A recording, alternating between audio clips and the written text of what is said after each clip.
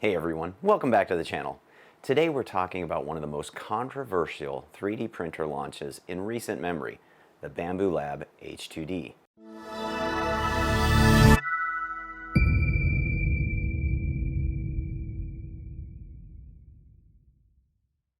This machine has sparked a firestorm online. Some are calling it brilliant, others say it completely missed the mark. So here's the big question I want to explore. Was the 3D printing community wrong about this printer, or did BambuLab misread their most loyal fans? In this video, we're going to look at the expectations the community had, what BambuLab actually delivered, and why the reaction might say more about the changing face of 3D printing than the printer itself. Now let's rewind a bit. Before the H2D was officially announced, the hype was real.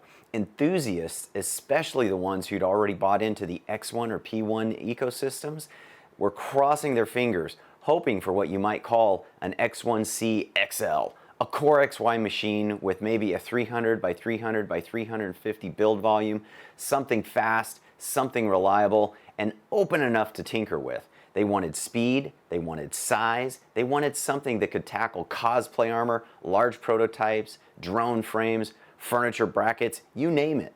A lot of the community assumed that BambuLab's next big move would be about raw power and build volume. After all, they had already mastered speed and automation. Why not just really scale it up? So when BambuLab finally announced the H2D and it had a tool head with dual nozzles, a laser engraver, and a vinyl cutter, let's just say it wasn't what people expected. For many, it felt like Bambu was chasing a different audience, and that disconnect led to a wave of disappointment, and in some cases, outright anger. Forums and comment sections lit up with criticisms, and people felt ignored. And for the enthusiasts who helped put BambuLab on the map with word-of-mouth hype, that stung. Before we move on to the next point, I'd like to take a brief moment to mention the sponsor for this video, PCBWay.com. PCBWay is your one-stop shop for turning ideas into reality. If you're into 3D printing, electronics, or rapid prototyping, PCBWay has something seriously cool to offer. Not only do they specialize in high-quality PCB fabrication and assembly, but they also offer CNC machining, sheet metal fabrication, 3D printing, and injection molding, all in one place. You can even order custom parts for your electronic projects like enclosures or mechanical components and get them machined or printed with precision.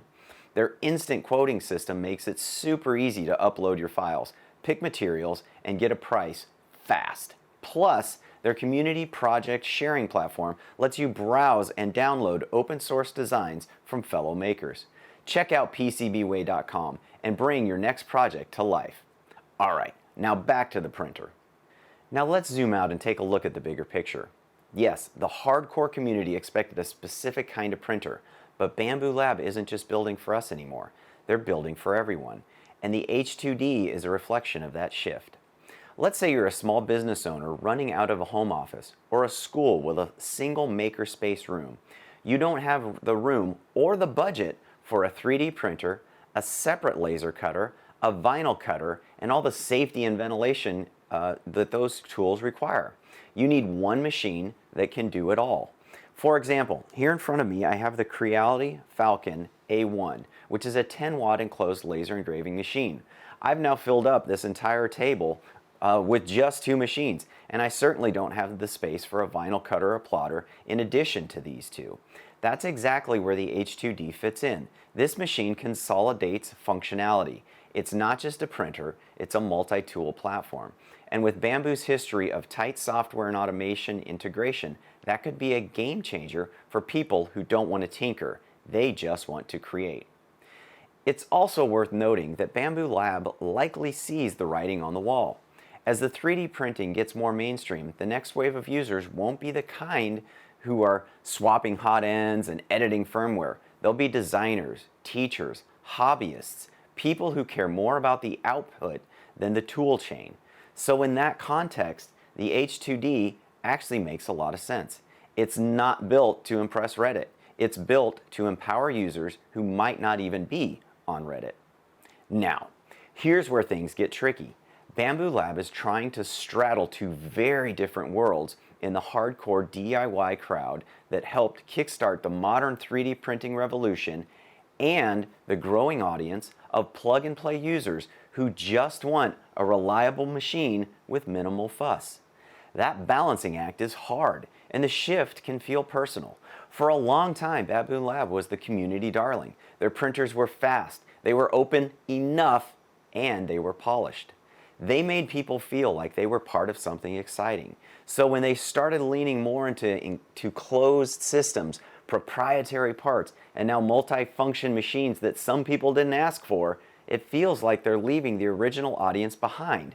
But this isn't new. Look at Apple. Look at DJI. Look at Prusa's move toward enterprise and print farming.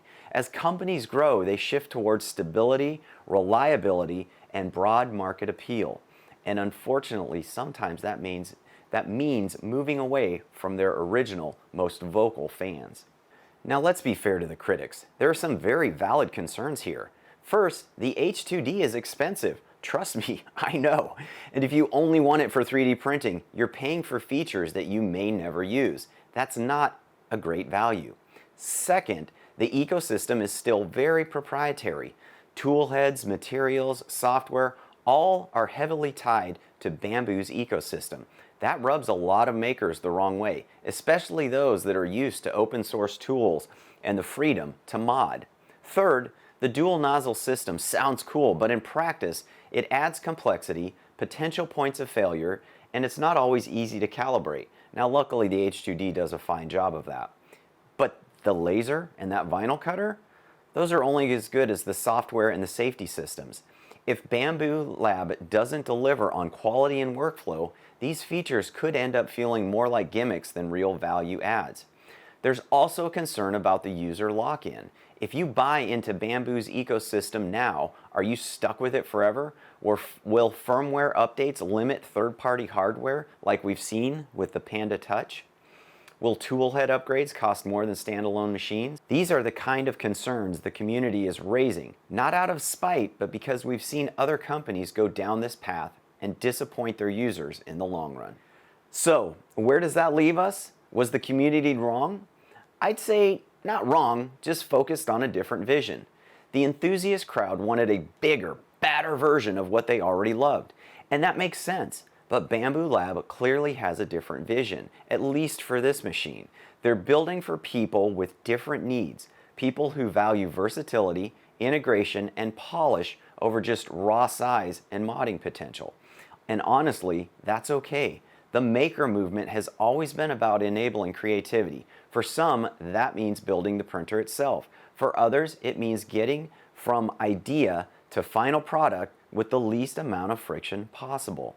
The H2D seems built for the second group. So maybe the better question isn't, was the community wrong? Maybe it's, which community are we talking about?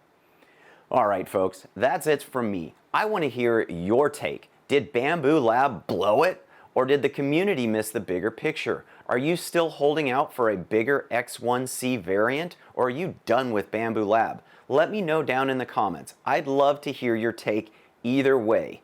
If you got value out of this video, please give it a like, hit the little notification bell, and please subscribe to the channel. We are just a few subs away from 4K, and I've got a big contest announcement coming soon that will include a very special prize for one lucky subscriber as we cross 5K.